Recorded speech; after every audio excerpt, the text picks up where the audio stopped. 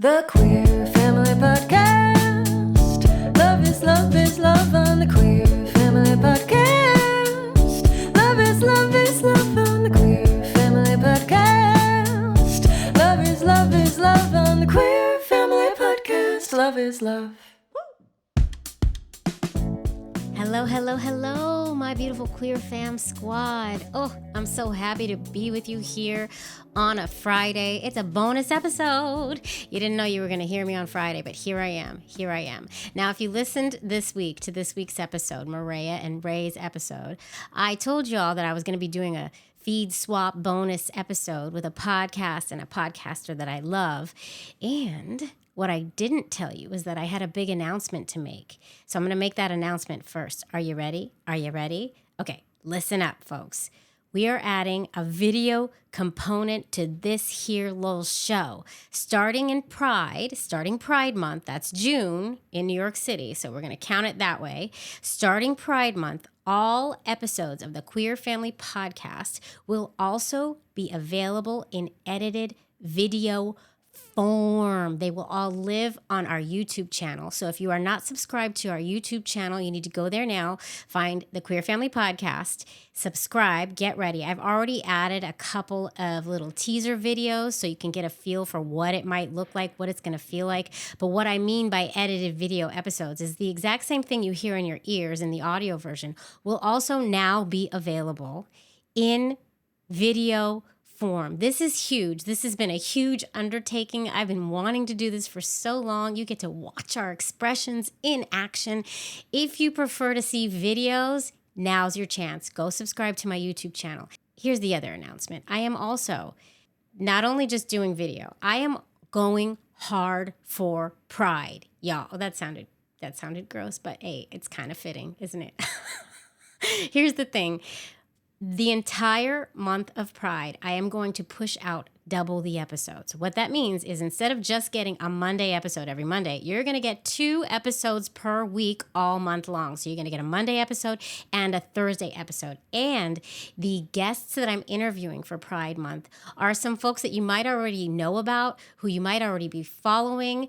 They are prominent folks in the queer family world. They're huge. I'm so excited. I cannot wait to share these episodes with you, which will also be in video form. So many big, amazing changes are happening, and I can't wait for Pride to start. I can't wait because it's going to be bomb. It's going to be lit. Yeah, I said both of those things, and I don't even care because I'm so excited.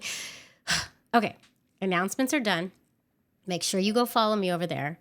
And now I need to talk about the podcast that you're going to be listening to right now, Queer News with Anna DeShawn. Now listen, Anna has centered her career on building streaming platforms which center and celebrate BIPOC and QTPOC creatives, which is amazing. And Anna's show, Queer News, is a 7 minutes a day, 5 days a week podcast, which centers and celebrates all of our lesbian, gay, bisexual, transgender, queer, and comrade communities. And it's a daily news podcast where race and sexuality meet politics, entertainment, and culture. This episode I'm about to share with you is really great. I learned a lot. I think that we all need to support the queer community. We know this. And I think we all need to go and give Anna and Queer News a follow because let's hear our news told by us. Why the F not, right? Okay, so go do that and you're going to listen. But before I roll this tape, before Helen and Beulah begrudgingly roll the tape, don't forget to join me on Patreon to help me create this super important queer content. I couldn't do it without my Patreoners. You're just going to head to patreon.com/the Queer Family Podcast to sign up. And that's where you're going to get extra bonus content. And if you love this show and you want to represent your love for us and our beautiful families, you need to head to our shop and get some Queer Family Podcast merchandise. I just added new Pride merchandise, which I'm very much in love with, and you're all going to want to wear it or put it on a cup or a t-shirt or a laptop case, or, sky's the limit, a notebook, a pillow. They have so many options. And you're just going to go to tpublic.com and search for the Queer Family Podcast, or you can go to link in bio in our Instagram page, or you can also find our store on our website, thequeerfamilypodcast.com. So many ways, so many ways. And make sure you're following on all the social media channels, please. We are the Queer Family Podcast on Instagram, Facebook, TikTok, and YouTube. Get on over there, follow, like, share with your friends. And I just hope you really enjoy this episode of Queer News. I'm going to ask Helen and Beulah, my darlings, my lovelies, please roll that tape, ladies. Queer Family Podcast. Love is love.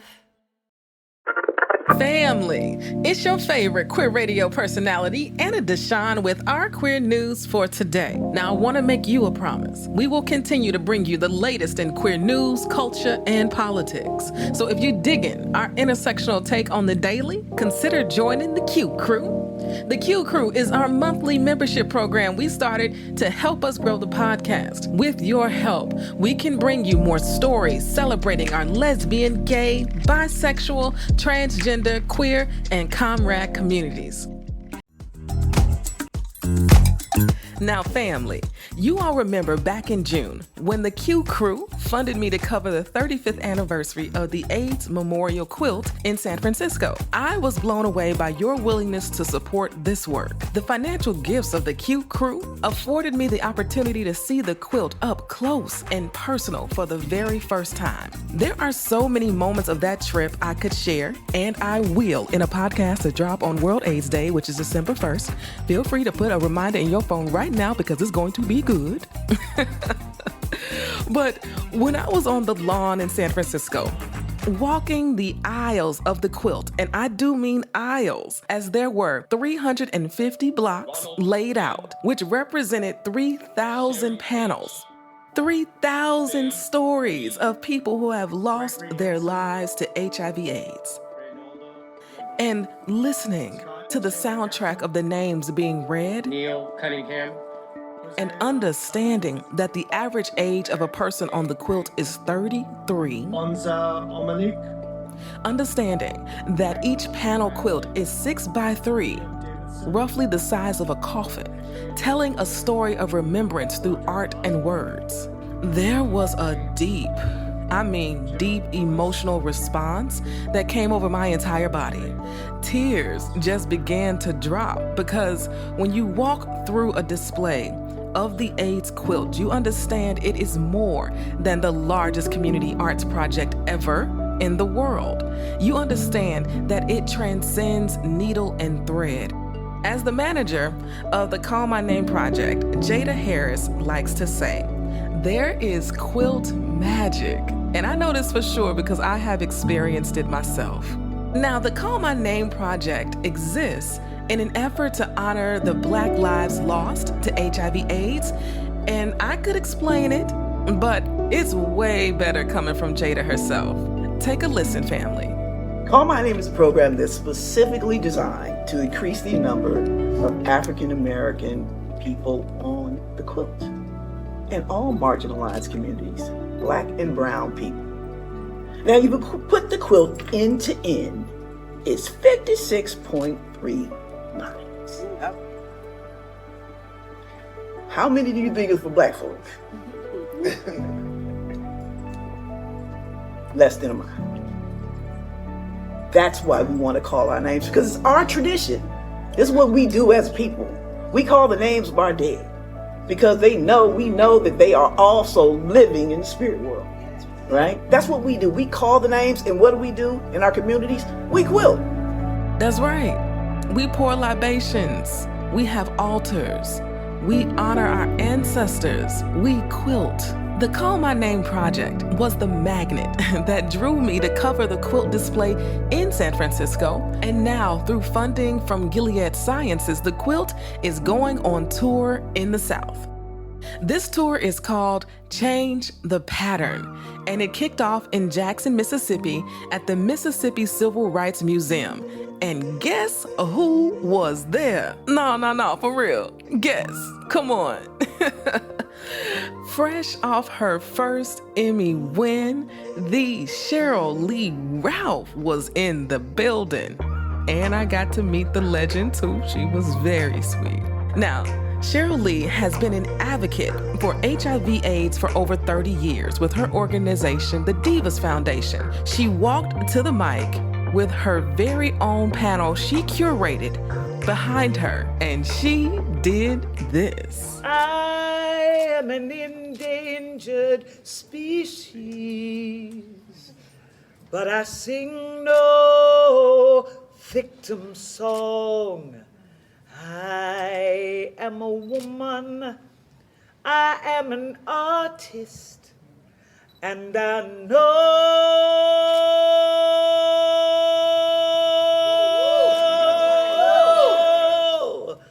where my voice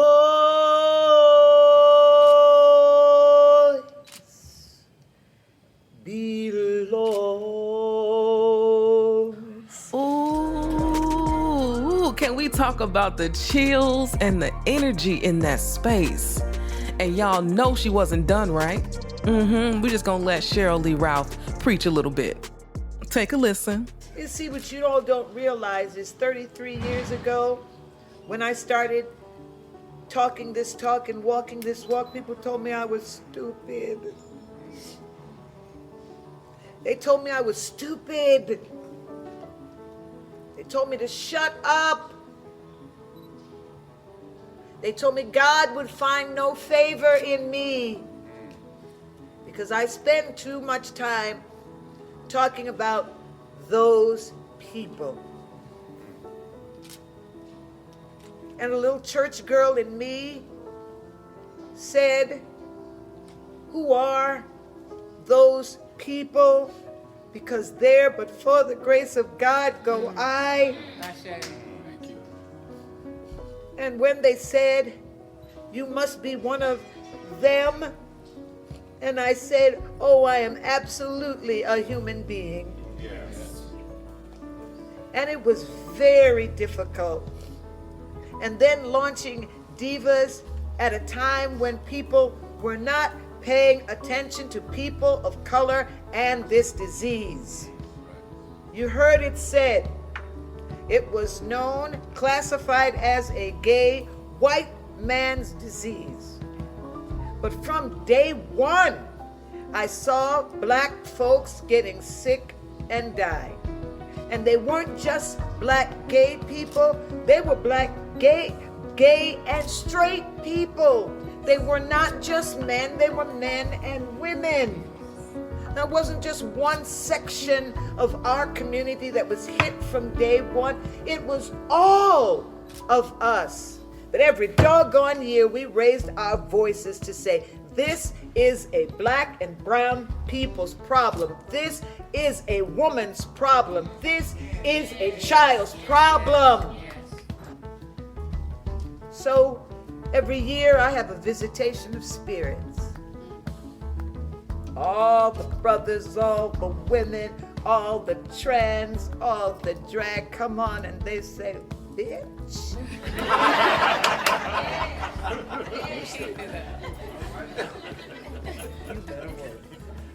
You better work.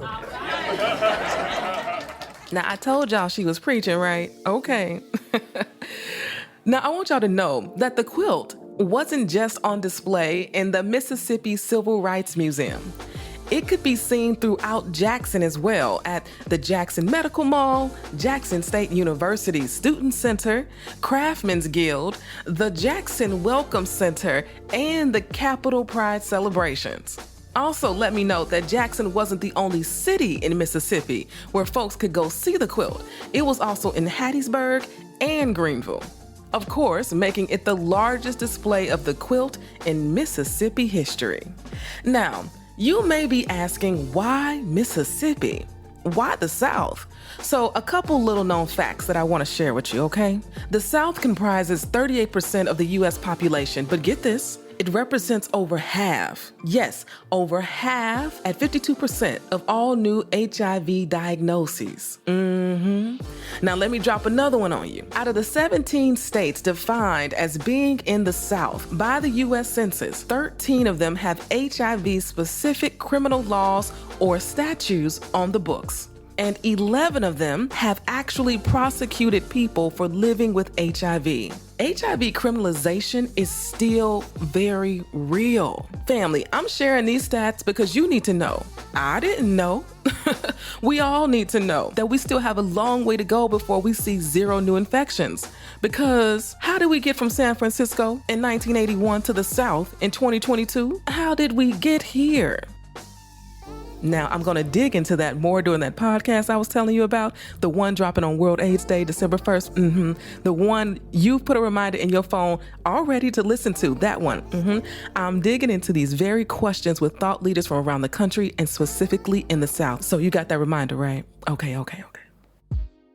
The week-long celebration of Change the Pattern was powerful. It was even lamented with a Jackson proclamation that September 28th through October 4th is Change the Pattern Week. The people doing this work, family, I've met them.